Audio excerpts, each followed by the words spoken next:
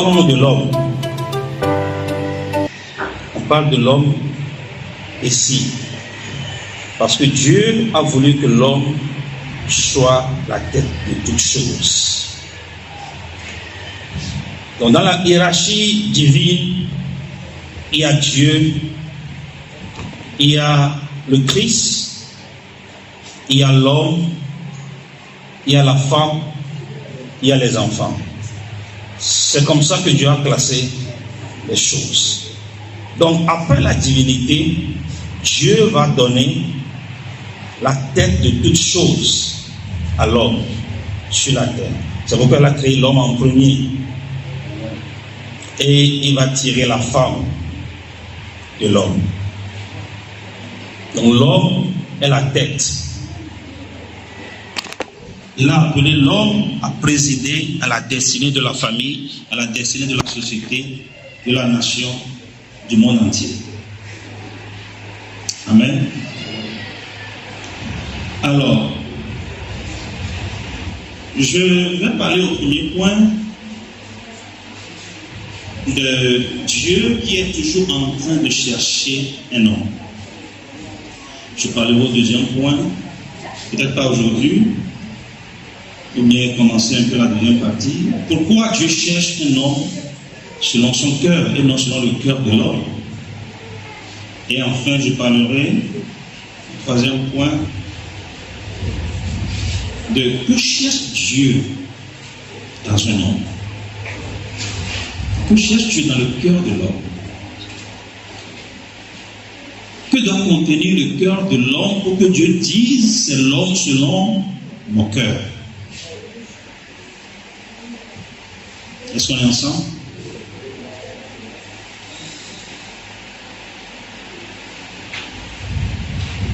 Donc, là, cela va m'amener à parler de l'homme en général. Que ce soit l'homme, que ce soit la femme. Donc, quand je parlerai de l'homme, il faut comprendre que toi, femme, toi aussi, tu es concerné. Amen. Première question, c'est le premier point donc. Dieu cherche toujours un homme. De tout temps et de toute époque, Dieu a toujours cherché un homme. Pas deux hommes, un homme. Amen. Nous allons voir quelques passages qui traduisent cette soif de Dieu de toujours avoir l'homme qu'il faut. Je lis le premier passage dans Ézéchiel chapitre 22, le verset 30. Ézéchiel chapitre 22, le verset 30. Je cherche parmi eux un homme qui élève un mur, qui se tienne à la brèche devant moi en faveur du pays, afin que je ne le détruise pas. Mais je n'en trouve point. Donc, nous avons vu dans l'autre passage, Dieu disait que enfin j'ai trouvé l'homme selon mon cœur. Ça veut dire que Dieu a cherché jusqu'à trouver un homme. Un homme qui obéit donc aux critères de Dieu. Un homme qui obéit à ses exigences. Donc nous voyons dans ce verset qui dit, il cherche parmi eux un homme, mais il n'en a point trouvé. La présence d'un homme, quelque part, peut changer beaucoup de choses, peut être la solution à beaucoup de choses. L'homme, ou bien homme, ta présence dans ta famille doit changer beaucoup de choses. Dieu compte sur toi pour apporter beaucoup de changements dans ta famille. Dieu compte sur toi pour apporter beaucoup de changements dans la société. Ta présence, là où tu te retrouves, est la réponse de Dieu à un problème ou à une situation. Donc je cherche un homme qui puisse élever le mur, afin que je ne détruise pas le peuple. Mais je n'en ai point trouvé.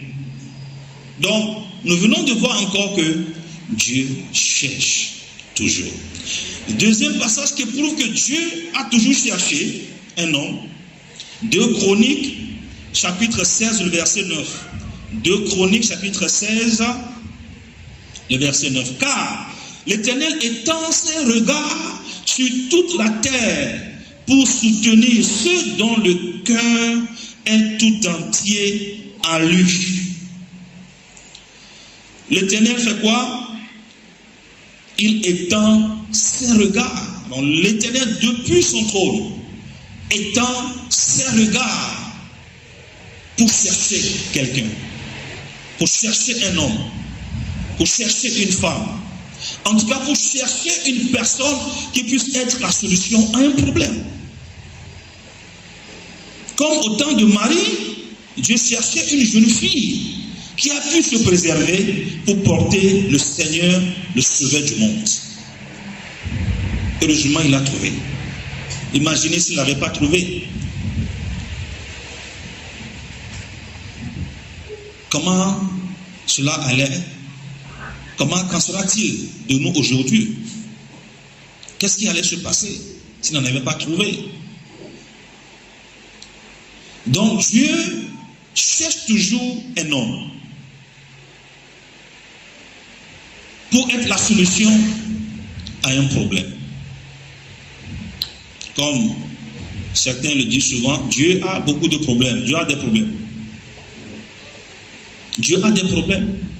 Ce n'est pas toi seul qui a des problèmes. Dieu aussi a des problèmes. Donc ne pense pas que c'est toi seul qui réfléchit. Ne pense pas que c'est toi seul qui passe l'insomnie. Dieu aussi passe les nuits blanches. Il réfléchit tout le temps. Parce qu'il a tellement de problèmes. Il ne sait pas comment les résoudre seul. Alors, ce qui nous introduit au deuxième point qui dit pourquoi Dieu cherche un homme selon son cœur. Donc, nous avons compris, nous avons accepté, nous sommes d'accord que de tout temps, de toute époque, Dieu a toujours cherché un homme. Amen. C'est pourquoi, pour répondre à un problème, lui-même avait déjà créé le premier homme. Comme il n'en avait pas du tout, il était obligé de le créer lui-même. Parce qu'il a besoin d'un homme.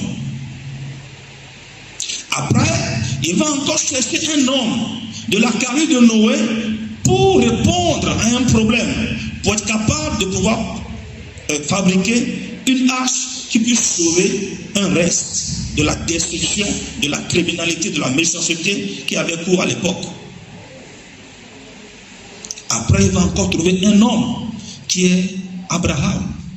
Après, il va trouver un homme de la carrure de Moïse. Lorsqu'il entendait les cris d'Israël, il cherchait.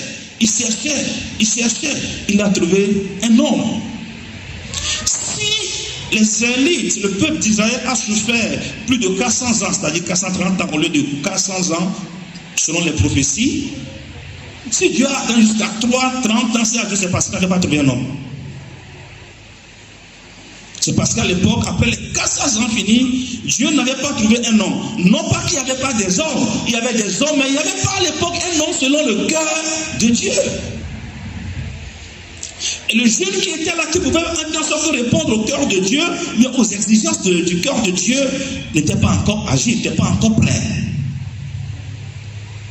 Donc Dieu devait rester là, le cœur chagriné, voyant son peuple souffrir, non pas qu'il ne veut pas les sauver, non pas qu'il ne peut pas les sauver, mais il n'a pas l'instrument qu'il faut pour les sauver. Pourquoi est-ce que Dieu cherche un homme selon son cœur? Dieu a décidé souverainement de se priver de certaines responsabilités et s'est dit qu'il n'y a que l'homme qui puisse le faire. Non pas que Dieu n'a pas la puissance, le pouvoir de le faire, mais il s'est refusé cela.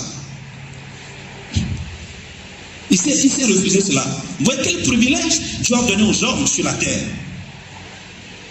Il s'est privé de beaucoup de pouvoir. Il s'est privé de beaucoup d'autorité. Il s'est privé de beaucoup de choses. Et il a décidé, dans son agenda, de confier cette responsabilité à l'homme. Amen.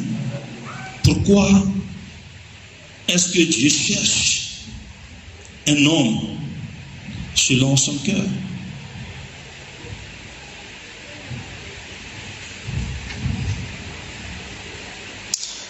Parce que Dieu accorde une grande considération à l'homme, au point de s'interdire certaines responsabilités dont il a habilité l'homme seul à l'accomplir. Dieu accorde une grande considération à l'homme, au point de s'interdire de se priver de certaines responsabilités dont il a habilité l'homme seul à l'accomplir. Les hommes, vous avez une lourde responsabilité. J'ai dit que quand je parle d'hommes ici, je parle de tout le monde, mais en dehors de cela, les hommes en tant qu'hommes, au masculin, ils ont une lourde responsabilité. Ils ont plus de responsabilités que les femmes. Plus de responsabilités. Le jour là, les hommes auront à répondre de leurs femmes, de leurs enfants, de leur famille. Les hommes auront à répondre. Donc, notre responsabilité, notre part de responsabilité est encore beaucoup plus élevée.